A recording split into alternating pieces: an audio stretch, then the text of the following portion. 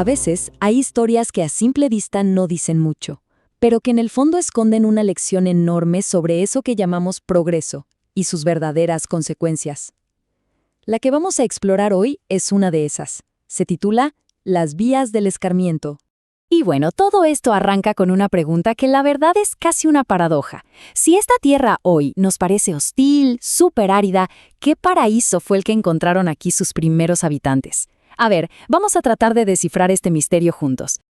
Ok, para entender bien lo que se perdió, primero tenemos que viajar un poco en el tiempo para ver qué es lo que había antes. Así que vámonos a un mundo sin vías de tren, a un lugar que se conocía como Valde del Milagro.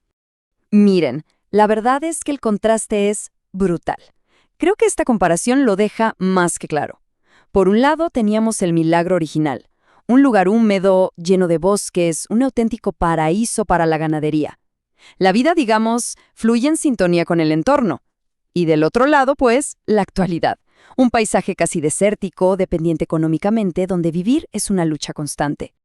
Y aquí está la clave de todo, ¿eh? Esa prosperidad de antes no era ninguna casualidad. Detrás de todo eso había una relación muy racional, muy inteligente con el medio ambiente.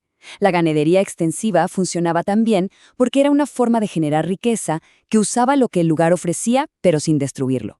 Era, en pocas palabras, un sistema que se sostenía solo. Ahora, para que nos hagamos una idea de lo que significaba esa prosperidad, hablemos de números. 18,000. Imagínense, esa era la cantidad de cabezas de ganado que se exportaban a Chile cada año por allá en 1894. Es una cifra que nos deja ver clarísimo el poder económico que tenía la región por sí misma.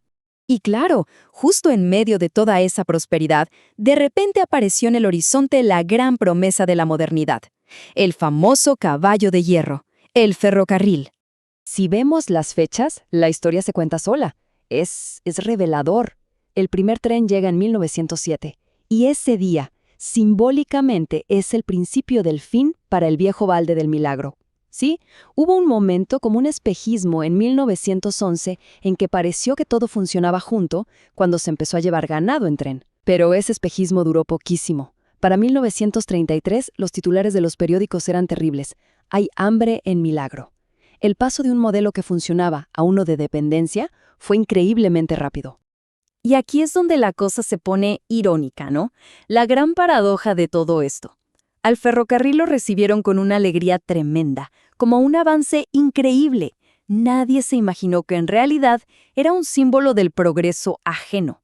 O sea, una herramienta que no venía a ayudar a la comunidad, sino a servirse de los recursos de la comunidad para otros.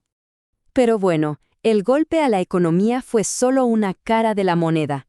Hablemos ahora de la otra, la que quizás dejó la cicatriz más profunda y duradera, el costo ecológico, que fue altísimo. La mentalidad detrás de esta nueva era simple y la verdad bastante brutal. Se puede resumir en esta frase: el progreso implica declararle una guerra salvaje a la naturaleza. Y ojo, que esto no era solo una forma de hablar, no, era literalmente el manual de operaciones de esa explotación industrial. Los números, como siempre, no mienten. Este gráfico nos muestra el desplome de la economía que ya existía. En 1908, la provincia tenía unas 400,000 cabezas de ganado. Para 1952, menos de 50 años después, esa cifra se había derrumbado a 136,000. Es una destrucción de riqueza impresionante en muy poco tiempo. Entonces, ¿qué fue lo que pasó? Bueno, la respuesta está en los bosques. Se convirtieron literalmente en el combustible de este nuevo progreso. Se talaron árboles sin ningún tipo de control para las locomotoras, para los durmientes de las vías e incluso para vender madera a los viñedos de otras regiones.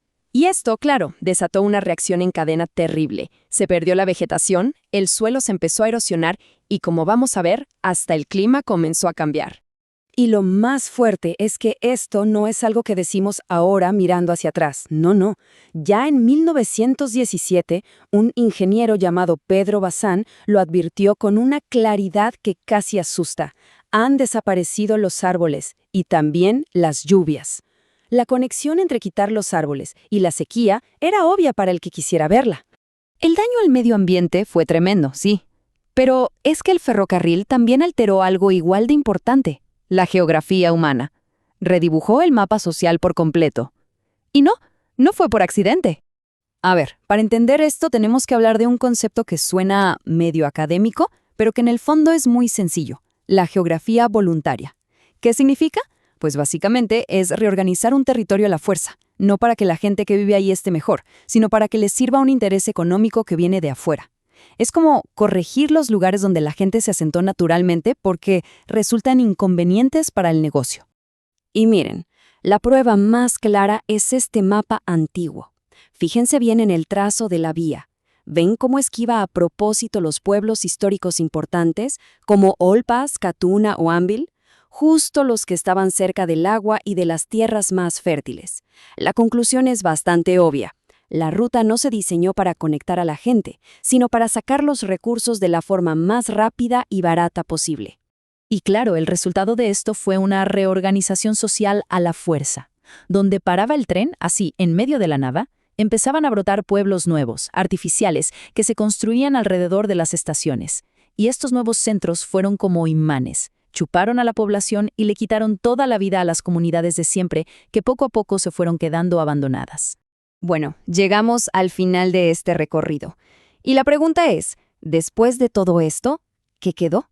¿Cuál es el legado, la herencia de este escarmiento? Pues una sociedad y un paisaje totalmente transformados, y no para bien.